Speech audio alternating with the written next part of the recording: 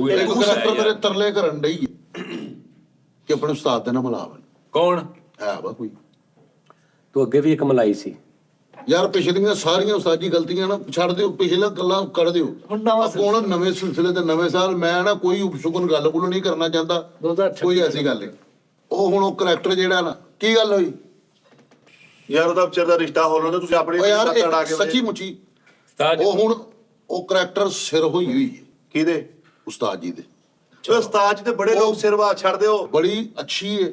ਉਹ ਕਹਿੰਦੀ ਮੈਂ ਮੁਲਾਕਾਤ ਕਰਨੀ ਹੈ, ਈਵਨ ਕਹਿੰਦੀ ਕਿ ਮੈਂ ਕੋਈ ਚੈਨਲ ਬਣਾਇਆ ਸ਼ਾਦੀ ਨਹੀਂ ਕੀਤੀ, ਮੈਂ ਕਰਨੀ ਹੈ ਤੇ ਤੇਰੇ ਉਸਤਾਦ ਜੀ ਦੇ ਨਾਲ ਕਰਾਂਗਾ।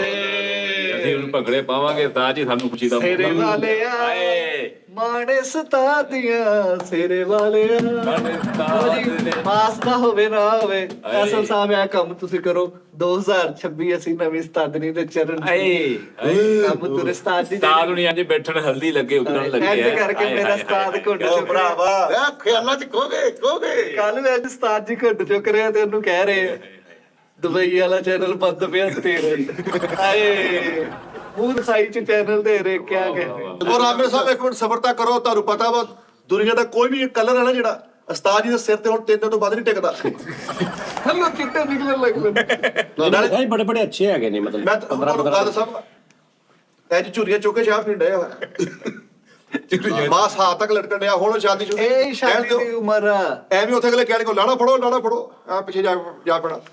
ਉਹ ਨਹੀਂ ਲਾੜਾ ਫੜੋ ਉਹ ਯਾਰ ਇੱਕ ਖੁਆਇਸ਼ ਦਾਖਲੀ ਕੀਤੀ ਹੈ ਯਾਰ। ਸਾਡੀ ਦਿੱਲੀ ਖੋਇਆ ਸ਼ਾਇਦ ਉਸਤਾਦ ਜੀ ਦੀ ਮਹਿੰਦੀ ਤੇ ਭੰਗੜੇ ਪਾਈਏ। ਐਵੇਂ ਉੱਥੇ ਵਿਆਹ ਤੋਂ ਬਾਅਦ ਸਾਰੇ ਕਹਿਣਗੇ ਬਜ਼ੁਰਗੋ ਮੁਬਾਰਕ ਹੋਵੇ। ਨਾਲੇ ਜਿਸ ਉਮਰੇ ਤੁਸੀਂ ਵਿਆਹ ਕਰਨੇ ਉਹਨੇ ਆਪਣੀ ਬਲੀਮੇ ਦੀ ਰੋਟੀ ਭਿਓ ਕੇ ਖਾਣੀ ਹੈ। ਫਾਇਦਾ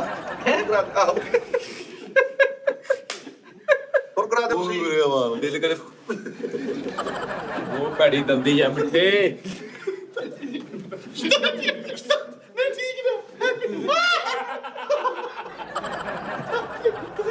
ਹੁਣ ਦੱਸ ਕਿਆ ਹੋ ਸਕਦਾ ਕਿ